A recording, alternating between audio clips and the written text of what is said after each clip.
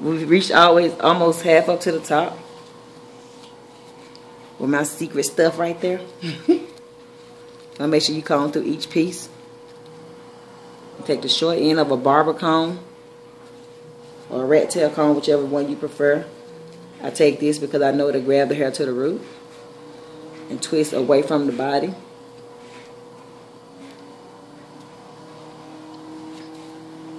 Stay in a row to make it neat. Comb through, twist, all the way to the end till the comb come off.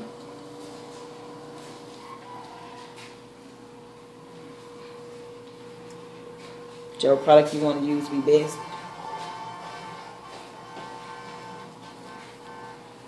Stay in a row. You get to the sides, it depends on how you want your dreads to fall. Your client may want his dreads to fall down to the side, or he may want them to stay out his face. If you want to stay out his face, you go down here. When you get here, in this area, you start to fan out. We'll be back when we get to the top. Okay, we at the very end. We've made it all the way to the top. As you see, I started going in an angle so that when the dreads grow out, they won't fall forward to his face. I comb it with this end, and I twist with that end.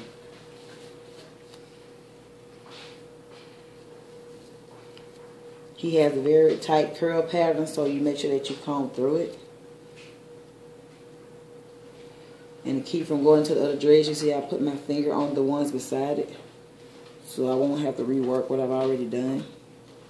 Comb through it, hold beside it.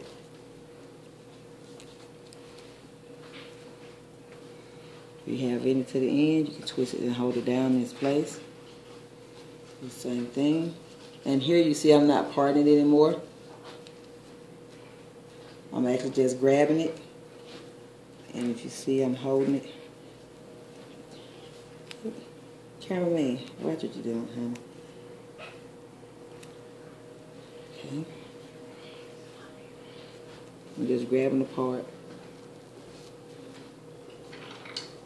Hold down to the side it. Twist it.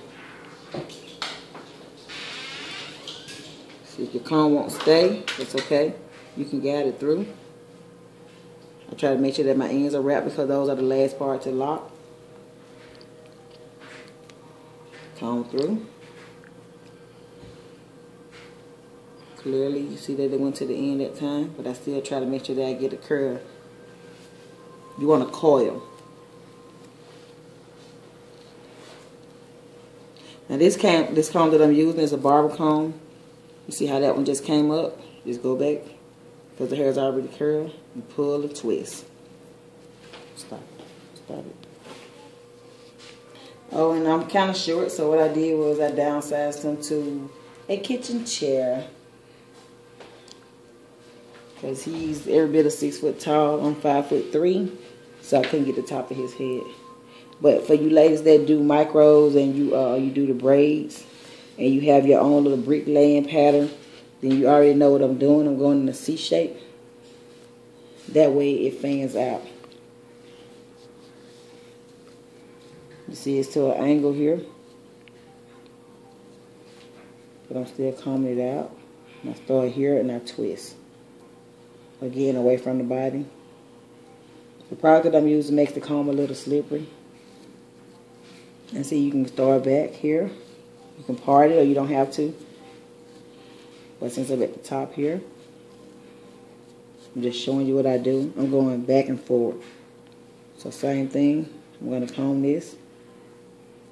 And for you ladies that don't know how to line, when you get ready to finish your client's hair, you don't have to be a barber. But when you do that dreads, the hair that you worry about cleaning up will be the hair that's outside the dread. Don't ever let them leave you and go to a shop and let someone else do it because they may cut into the hair that you've just prepared.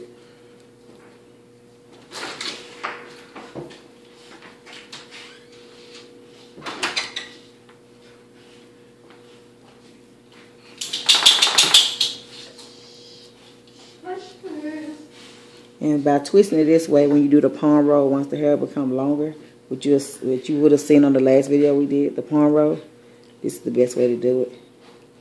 And this keeps the hair from coming loose.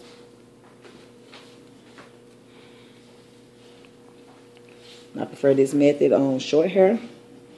If I'm doing someone's hair who's long, I may start off with a 2-strand or either a small plait and then start twisting a new row. And then as the hair grows longer, we cut off the ends of the dreads.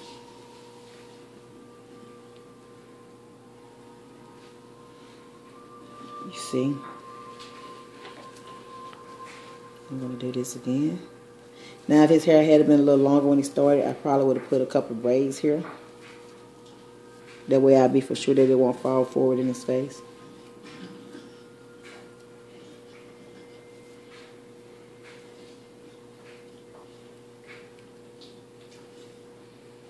One come loose, go back and grab it.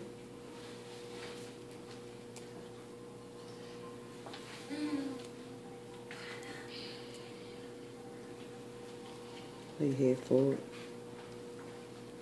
So.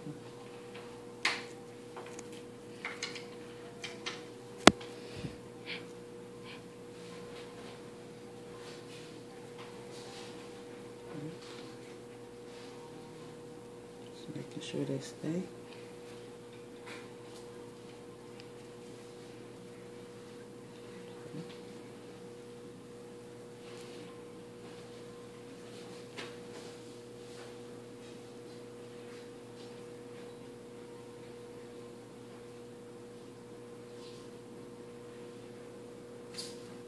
Back.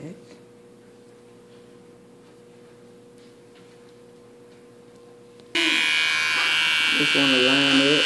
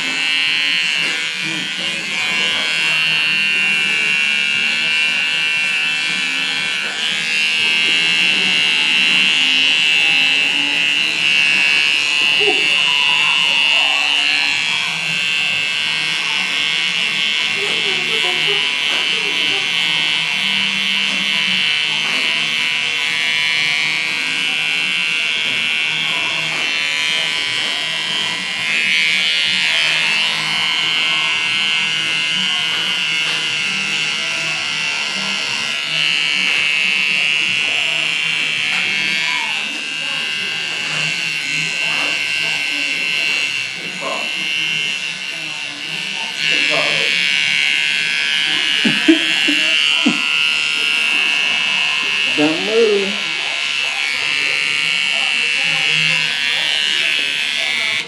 Always clean your clippers.